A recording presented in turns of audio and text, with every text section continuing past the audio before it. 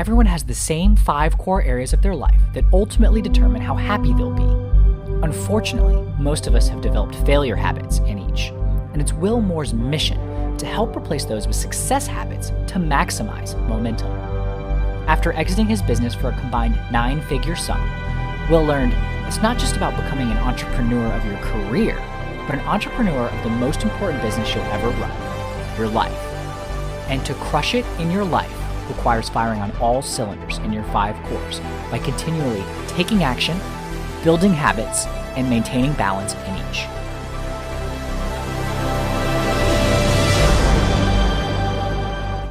Hello, and welcome to the 5 Core Life Podcast with Will Moore, founder of More Momentum.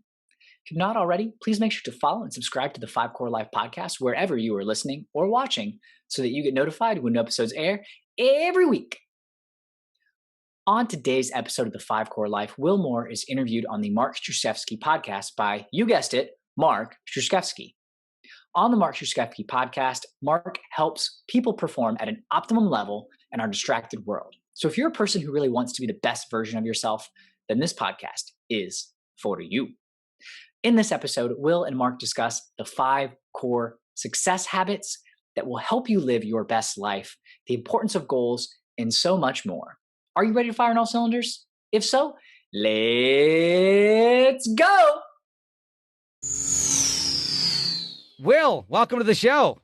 Yeah, thanks for having me. Super glad to be here. Excited. I'm super glad you're here too. And what's interesting is when we originally scheduled this interview, you were in your home in Chicago. Now this nasty thing called COVID-19 is here. And now you're up in Michigan kind of quarantining. I am. So, it's been an interesting scenario. I've got 2 small children. Fortunately, my wife's got a twin sister who also lives in Chicago, who's got 2 small children around the same age.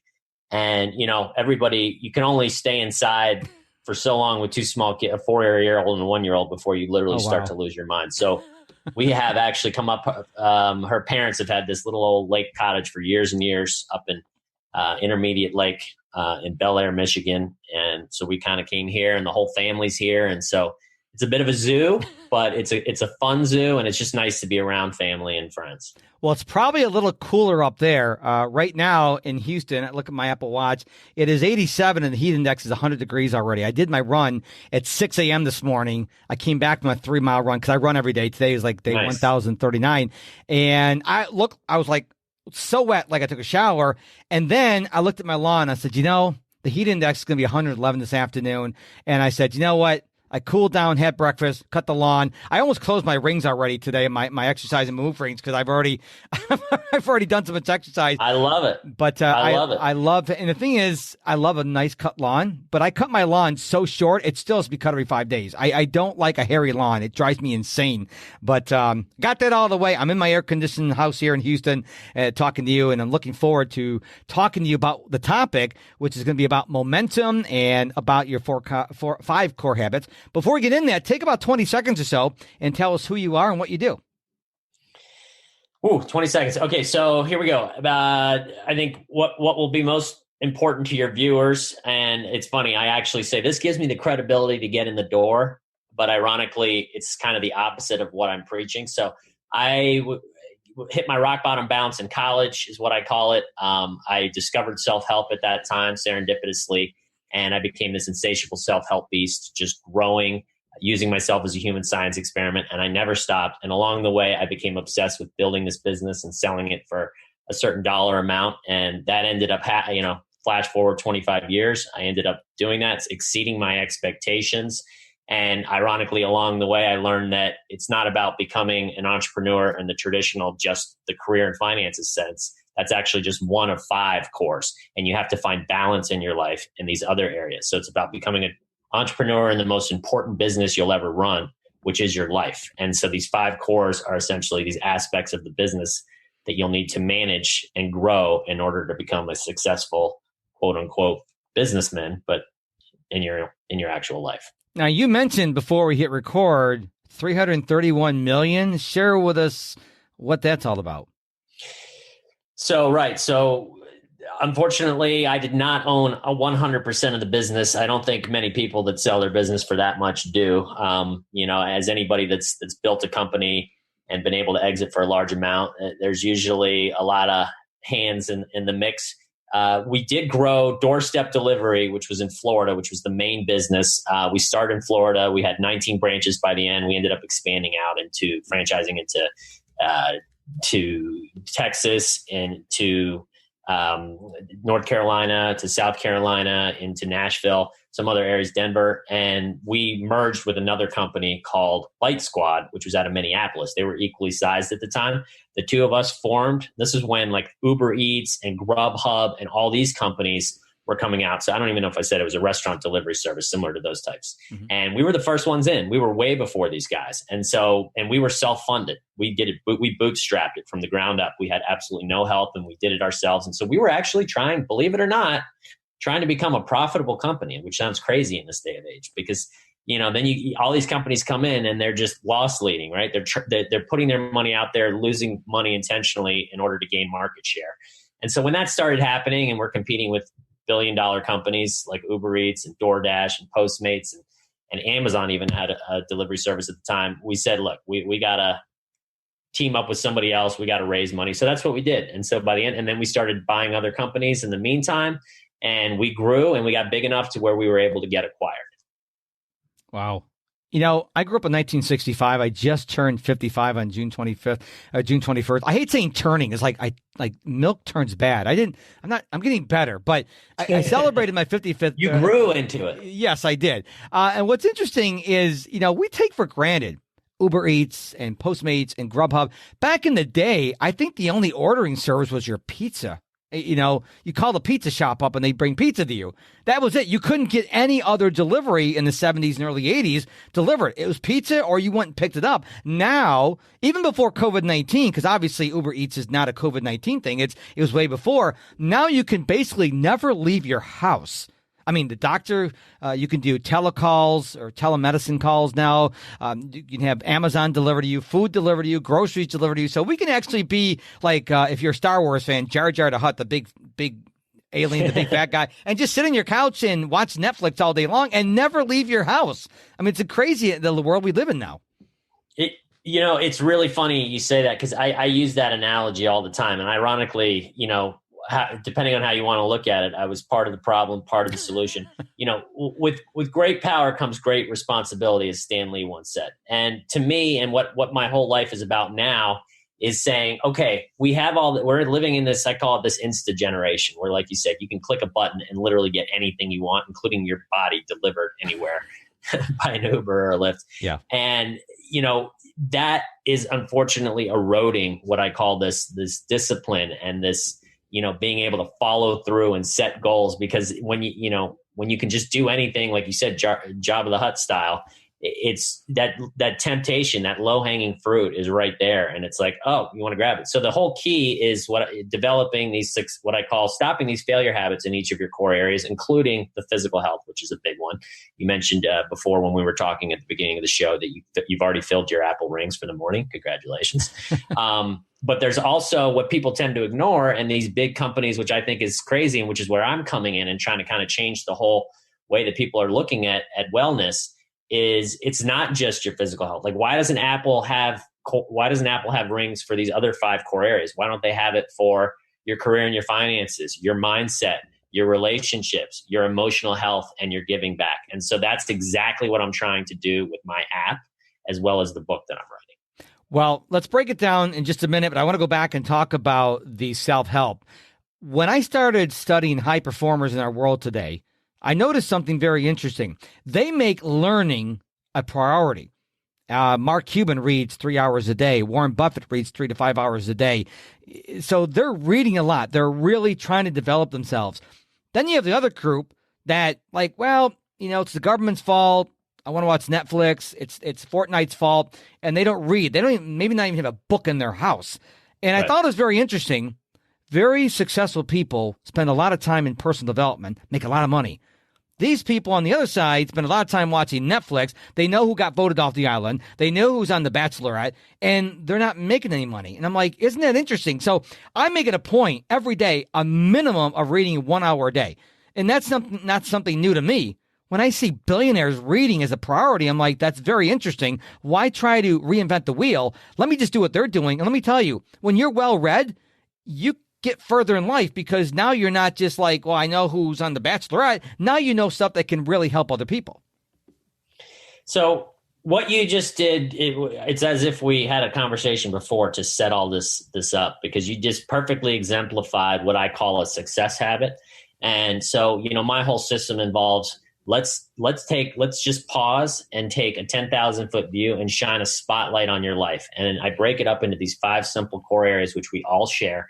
And I say, okay, where do you stand in each of these? What are the failure habits that you may have developed? And you know what? Maybe through no fault of your own. I do believe we're in a broken system. I believe the schooling system needs to be revamped. I believe anybody can become a parent, unfortunately, and you're not necessarily getting what you need from that. Now you got the media, they're tracking, everything you do. If you go read an article, they're going to only show you more of that, which is helping to both polarize the world. So we all have them. And so the whole point is like, okay, what are you doing to change them? And what you just said, which is you read an hour a day, that's the perfect example of a success habit where you've developed that and you're expanding your mind, you're growing every day, and more momentum. 5 core life, this thing I'm basically pushing is saying it's all the key to happiness is movement and growth. And as long as you're building momentum in each of these cores by stopping these failure habits you've developed and replacing them with success habits, you will be on your way to what I call firing on all cylinders, on your way to becoming an unstoppable force and living the 5 core life. So before we get into, how to live a 5 core life, what are the 5 core habits you talk about? So the first one is mindset, which is the most, arguably the most important. And that if you don't have your mindset right, the other ones really can't develop. It's kind of a trickle ripple effect on all of them. They all kind of work together and you want to balance them all. Mindset, it's your overall perception of the world. It's your confidence. It's your attitude. Is the glass half empty? Is it half full? Are you proactive? Are you reactive? Are you an owner of your life that believes that you have everything within you to kick ass, take names, and obstacles are temporary roadblocks waiting for solutions? Or are you a victim that says, poor me, life sucks, my brain is broken, there's nothing I can do about it, and I'm just going to hover above rock bottom for the rest of my life? Then the next core is your your career and your finances. And that's the one, as I mentioned earlier, that I succeeded in and gives me credibility, which ironically I'm using to come in the side door and be like, it's not just that. That's important. But a lot of people view success as somebody that has had financial and career success. And so to me, what real success is on the career side, it's figuring out what your strengths are, what your passions are, understanding your quote unquote weaknesses, figuring out how to outsource and work around those, setting goals and a purpose and not stopping until you get there. And as I said, it's continual movement. So when you reach a goal, it's not like you can sit on the beach and drink a pina colada. That's not how it works. You got to keep going. You got to set a new goal. And that may sound depressing to some people. It's like, what are you saying? So even if I hit my goal, I got to still keep working? Well, yeah, that's how it works. And if you understand it and embrace it, it's actually a good thing because you understand it keeps you moving and you're constantly working for something. And so even when you get older and you retire, you got to have something that's keeping you motivated and stimulating your mind. And then the finance part of that is I've read a lot of books with Robert Kiyosaki and Buffett and just basically passive income is what it's all about. Learning to grow your wealth incrementally and using the law of compounding and making sure money's working for you, whether you are or not. And a lot of people it's so fundamental and they don't understand how to do that. And they feel like they got to work for every dollar and they stay away from things like the stock market, real estate investing. And because it sounds intimidating, it really isn't. It's a lot simpler than it ever was, especially now with that technology we mentioned earlier, which is with great power comes great responsibility. Use it, use the good things to help you. Mm-hmm. And I'll pause there. Are there any questions thus far? Well, I just want to say that when you talked about intimidating, when I started the Mark Struczewski podcast on July 7th, 2017, it was really intimidating. And I was sweating buckets. I've learned I was a radio DJ back in the day. But you know what? Now, 578 episodes later, it's like nothing. But it started with sweating and scared. Now I could talk to anybody on the podcast. It doesn't bother me. So you have to get over that. And then something else you said, I really am so thankful you said this. Outsource your weaknesses. So many people go, well, I got my strengths, but I got to work on my weaknesses. No, you don't need to work on your weaknesses. You need to outsource them, because if that's not your zone of genius, give it to someone else who is, and work on your strengths. And then you talked about goals. One of the best books I ever read is Built to Last by Jim Collins. He talked about BHAGs, big, hairy, audacious goals. Your goals should scare the crap out of you. They should not be possible today, because that's what keeps me driving. I've got these. One of my big goals is to have people be able to go to markstruczewski.com instead of mrproductivity.com, because right now people can't spell Struczewski. But one of my goals is, it may not happen for 10 years, because let's face it, I got a whole bunch of alphabet soup going there. But I have other BHAGs too, because when you have these big goals, they drive you. If you have tiny goals like, geez, I hope I make it to the weekend, what kind of goal is that? So I'm really glad that you brought up the goals.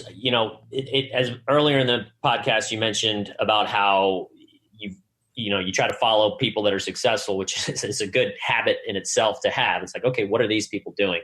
And one of the other successful habits that I've noticed just about every one of these people that I follow and read and study after, and mentors and whatnot, is that they do have goals. It's really, really, really difficult to excel in life without them. It's something I learned to do early on. Again, it's unfortunate we live in a bit of a broken system where that's not even something that's a main focus early on in the schooling system, which is also one of my goals to try and fix in the future.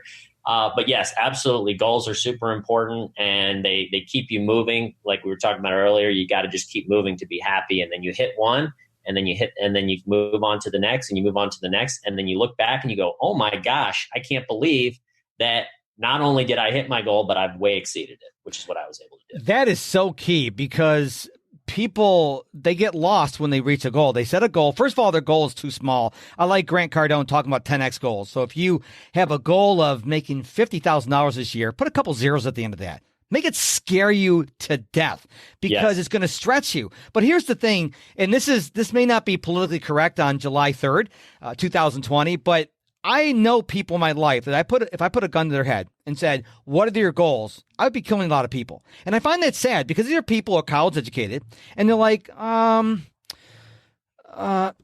don't have any goals? I mean, that's so basic. And I just say, look at, what do you want out of life? And, I don't know. You're 55, you're 60 years old, you don't have a goal. And I find that very sad, because the goals are yours. You can dream up any goal you want, but it could be a crazy goal. But for goodness sakes, have a goal. Couldn't agree more. And I'm glad you used the 55 to 60 demographic, because, a lot of people think, oh, well, goals are for young people. And then, like we mentioned earlier, then once you hit your goal and you've done well, and you can retire and sit on a beach and drink a pina colada. Anybody that's done that, I'm your perfect example. I just turned 44. I sold my business for this large sum. It felt unbelievable for about 10 minutes. And it was because I reached my goal. And then it was like, now what? Right. And again, as I said earlier, a lot of people looked at as a negative, in a negative way, and like, oh, that's frustrating. But I look at it as a positive. Again, it ties back to that first mindset core of like, all right, now what's next? Right. And so now I'm starting this new chapter of my life. And my new goal is my ultimate purpose is help people become the best version of themselves, so they can in turn help pay it forward to make the world the best version of itself. I've got 2 small children now. They're coming into this crazy world we're living in. We all see some, regardless of what politically you are, or man or woman, black or white, I think we can all agree that there's things are a little bit cray-cray right now and need to be changed. And so, goals help you with that. Absolutely. Okay, so we talked about core habit number 1, mindset. Then we talked about number 2, career and finances. What's number 3? Number 3 is relationships. Relationships I divide into 3 major categories. Your colleagues, acquaintances, new people that you come across. You're a perfect example. We didn't really know each other before this interview. We're getting to know each other. Depending on how I handle this conversation as an owner or a victim, proactively, maybe after the call, we talk a little bit and we decide, you know what, hey, we've got a lot of synergy here. I like you, you like me. Maybe there's some stuff we can do in the future, versus just that sort of like, okay, this person's here to help me move forward in life. The more you can synergize with people strangers, the more relationships, allies you can build. You never know where your next, friendship is going to come from, ally that's going to help you build that momentum. Next one is your friends and your family. And, this is one that, as we mentioned earlier at the top of the show, with great power comes great responsibility. Technology is allowing us to completely not see anybody these days. That is a primal instinct. We need that. We have this herd. I shouldn't use the word herd, but we have this natural inclination to get together because it helps us fend off the saber-toothed tiger that was coming from us. Now, some of these, and so now that we have that in our brains, like we can't ignore that. And if you just are super isolated and you're just liking your friend's picture on Facebook and you're not having real live conversations and spending time in person, which obviously now is a little bit harder, but you've got Zoom and you've got all these things, which again, we are fortunate when you look at the technology to use it to our advantage. That's a huge, huge thing. And, just even walking down the street and looking up and making eye contact and smiling at somebody, not just looking down at your phone. You never know. And when you get that smile from somebody else, then you feel good, right? And so with your friends and family, I just really highly encourage people. There's certain habits, again, I talk about in my book and in the app, to make sure that you're doing, such as proactively reaching out, making sure that you're not letting a year go by before you talk to that, really good friend of yours. Then the final one is the final relationship one is your significant other. And I always say you don't have to have a significant other, in my opinion, to be truly happy. I have seen it without. Not everybody's meant to be with somebody. But if you are, there's a lot, anybody that's married or has had a serious relationship can tell you that if you're not careful, all of a sudden, in the beginning, it's puppy dogs and ice cream and they can do no wrong. But then you get past that stage and you're butting heads and it's a battle of egos, and you both grew up separately. You both grew up with your own set of beliefs. And so you've got to proactively work at saying, okay, where's this person coming from? Putting yourself in their shoes, having them understand where you come from. I have what's called these agreements with my wife, where we basically say, okay, these are all the things that have the potential to cause problems. Let's try to have an agreement so that when they do come up, you're not having that same fight over and over. You're like, hey, remember we agreed on this. And it doesn't work like charm, but again, it's a habit and it's compounding. And the more you do it, the more you come together versus do this. And this is why people get divorced. And this is why they stay together. If you're able to say, hey, we're on the same team, we're in this together. Yeah, for those of you who didn't understand what he was just talking about, we're doing the video chat, but you're only hearing the audio. He was talking about butting heads, which a lot of significant people do. We want to come together. The best example for people who that I've seen for networking is my dog, Gracie. When she goes to the dog park, she gets along with almost every dog. She doesn't care what color the dog's fur is, if they're big or small. They just get along. And I think we can learn a lot from our dogs and not assume the worse in people based on their skin color, what language they speak, whether they're educated or not, where they come from. Just say, hey, listen, let me open up my mind. Let me open up my heart and see, and maybe I'll make a new friend here. But if you walk around with a scowl on your face and you think everyone's out to get you, you're not going to have a lot of friends. So relationship is core habit number 3. What's number 4? And I love that analogy you gave. Thank you with the dog. That's a very good one. 4th is your physical health. So we had a discussion right before this that you've already hit your rings and you went for a nice long run. And, so you've got to have a routine. You've got to have a habit. Now, what I like to tell people is don't get caught up in I need to join a gym and I need to lift weights or there are so many ways that you can fill this core. And at the end of the day, it's about moving a certain amount each week. Ideally, you want to get moving every single day. Getting your heartbeat up. Everybody's going to have different goals. Some people are going to want to build physical strength. Some people just want to build their stamina. They want to just, look good, feel good. But, your physical health core, it's looking good. It's feeling good. It's gaining the energy and stamina to propel you through life, to help you with all these other cores. And, ignoring it, you're going to be in big trouble because your mind and your body are connected. And so you can't have one without the other. And if you're just sitting around eating potato chips with the remote in your hand all day, you're going to feel bad about yourself. You're not going to have energy, and you're not going to want to go do these awesome other things with the other course that you want to do. And there's a running joke. It's really old. Most people do one sit-up a day. They do half in the morning and the other half when they go to bed at night. That's not what we're talking about. We're not talking about the exercise your thumbs get when you're playing that video game all day long. We mean actually move. And the reason why I picked out running is I've run like 1,040 days in a row now. Is during Hurricane Harvey back in August of 2017, I read an article on runnersworld.com that says what I learned from running 1 mile a day every day for 250 days. And I read the article and I'm like, I could run a mile a day. It's only a mile. So I started running, and I don't try to train. I'm not trying to run marathon. I don't run more than 3.4 miles a day. And sometimes I run fast, sometimes I run slow, but I really love running. I love running outdoors and with the nature and stuff like that. But you're absolutely right. You can walk, you can swim, you can yoga. You just need to move. Our bodies were designed to move. Like I tell anybody who listens to me, Jesus never took an Uber. He walked everywhere. We have legs that you can walk. And what's sad is I know people in wheelchairs who are in better shape than people with legs. Because they move, and we were designed to move. We were not designed to be like Jabba the Hutt and sit there and gain lots of weight and Netflix all day. We were designed to move. So certainly do it safely. Safely. That's what I'm looking for. If you haven't exercised in a while, go see your doctor. But you need to move every single day. That's the way we were designed. That's it. And that's my whole philosophy. More movement, MORE movement, building momentum every single day. Everything I'm talking about, it's moving both physically and mentally every day. As I said, you got to keep growing, moving faster, bigger, better, faster, stronger. So yeah. And I absolutely agree with you. Yours is running. My wife's is running as well. Mine's playing basketball. That's where I get my cardio. I love it. I don't even feel like I'm working out. It's a game. Mm-hmm. One advice, anything you can make into a game, when you're competitive, juices are flowing. That always tends to help a lot because you don't even feel like, that's why Orange Theory, I think, became so popular, because you've got these other screens up there. My wife does that as well. And you're competing against other, and it's like all of a sudden you're pushing yourself harder than you normally would have. Right. Yeah. So, and then also tied into physical health is, your other things like sleep, and just other related things that do play a big impact on your overall stamina, energy, and all these things.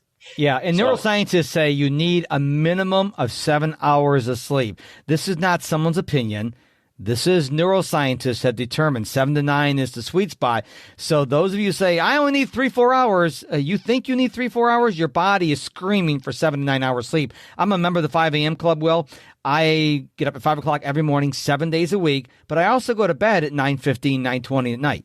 So I get 7 hours of sleep, 7.5 hours of sleep. Sleep is so important. Your body is working so hard when you're sleeping. If you're neglecting sleep, you're probably going to have a higher chance of getting sicker, and you're probably not going to feel as well. So get the sleep. You need the sleep. Your body really is craving that sleep.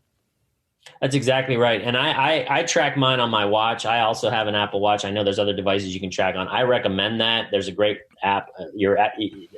The Apple Watch has now updated it to where it helps track your restful sleep. And there's an app that's associated with it. I can't think of the name, but it really breaks it down. And then it shows you your overall, like over a course of months, this is the average amount of sleep. And these are, it's all about accountability. Everything I'm doing, everything I'm talking about, you've got to have accountability for tracking these types of things. And that's where my app comes in. I also have a system in the meantime that I've been personally using that I'm helping some of the people I'm coaching and mentoring use. But you got to have that accountability and sort of saying, I'm actually the opposite. I'm a night owl, and it's just natural. And so when we were talking about earlier, to each their own, there's lots of different ways to skin the cat. So don't just because almost every success book I've read, I feel like they all are 5 a.m. clubbers. And for a while I was like, do I need to be that? And then I realized, well, no, I work from home. I set my own schedule. And if I'm more productive starting at, 8 a.m. versus 5 a.m., so be it, as long as I can, get the same amount of done in the day. Yeah, well, I was not a 5 a.m.er until February 4th. I just finished reading Robin Sharma's book, The 5 a.m. Club, and I said, let me try it. Now I do it every day, and I get so much done, but I always tell people, you have to do you. So if you like getting up and starting your day at 9, then do it at 9. There's no magic to getting up at 5. Tim Cook, Apple CEO, gets up at 3:45. That's cray-cray. That's insane. 3:45, I'm still sawing logs. So four core habits down. What's the final one?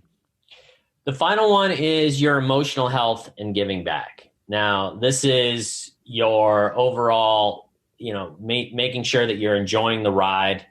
You're not running around like a chicken with its head cut off. You're actually knowing what you really love to do on your, call it your downtime, your hobbies, and you're incorporating these things regularly. Not something where you've let your life take over and you're being reactive versus proactive, and before you know it, you haven't gone out and played golf or or gone for a nature hike or something because you're like, oh, I just don't have time. Well, you schedule it and you make time. And if you're not fulfilling this, you're going to start to feel there's something's going to be off, right? That's just part of that fills your soul. So you need that stuff. And then that also ties into stress and anxiety and coping mechanisms on how to make sure that you keep those things at bay as well. Excellent. Like breathing and those types of things. So 5 core habits, listener. I mean, there's a lot here on this conversation. There's no excuse. Just pick one thing and start getting really good at it. So you said you had a book. So tell us about your book.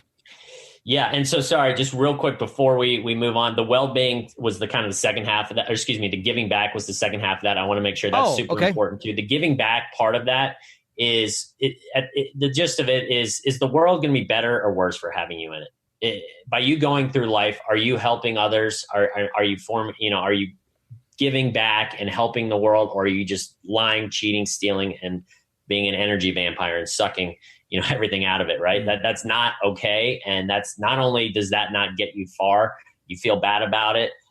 Versus when you're actually starting to help. Anybody that's done this can tell you, anybody that's been starting to help other people, they literally, you feel better doing it and you're helping others. And then on top of that, it ends up coming back your way, right? They end up, because if you help others, they want to help you. So that's a big part of it.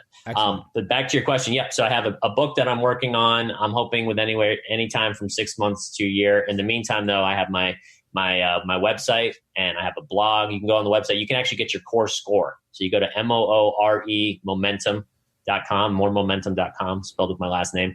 And there says how to take your core score, free life evaluator, and it'll kind of tell you where you stand in each of these 5 cores, just very briefly, so you know which one to work on. And I want to point out something you just said, which is super important. You do not want to start going to work on all of these at once and writing down 50 habits for each, because it's human nature. You're going to stop. It's going to become overwhelming. It's going to be too hard, and you're going to be like, no way. You got to have a system, and that's what I help people with, to start real slow, start at 1 core at a time, start adding little habits, start building momentum, and letting the compounding effect do its thing. Excellent. Well, you dropped a lot of value bombs on us today. I thank you so much for being on the show, sharing your wisdom with us. Best of luck on writing and getting your book released. Very exciting. We're cheering you on. So thank you so much for being on the show. Thank you so much, Mark. I really enjoyed it. It was truly my pleasure. That's it for today's episode of the 5 Core Life Podcast with Will Moore, founder of More Momentum. I hope you enjoyed today's episode. If you have not already, please make sure to subscribe and follow the 5 Core Life Podcast wherever you are listening or watching this, so that you get notified when new episodes air every week. And if you have not joined the 5 Core Life Facebook group, I encourage you to join that and see what all of the fuss is about. There's some awesome content designed to get your momentum going, including a monthly giveaway to win a complimentary coaching call with the Will Moore. The Facebook group is currently the only place to get Will's dedicated attention on your 5 core journey. If you're feeling stuck or just want someone to cheer you on, then that is the place you need to be. There's nothing like a community of people on the same journey to get you fired up, kicking butt, and taking names. So come join us. Well, get moving. Gain momentum. Join the movement. Join Emmett by going to moremomentum.com to take a free life evaluator quiz on where you currently stand in each of your 5 cores.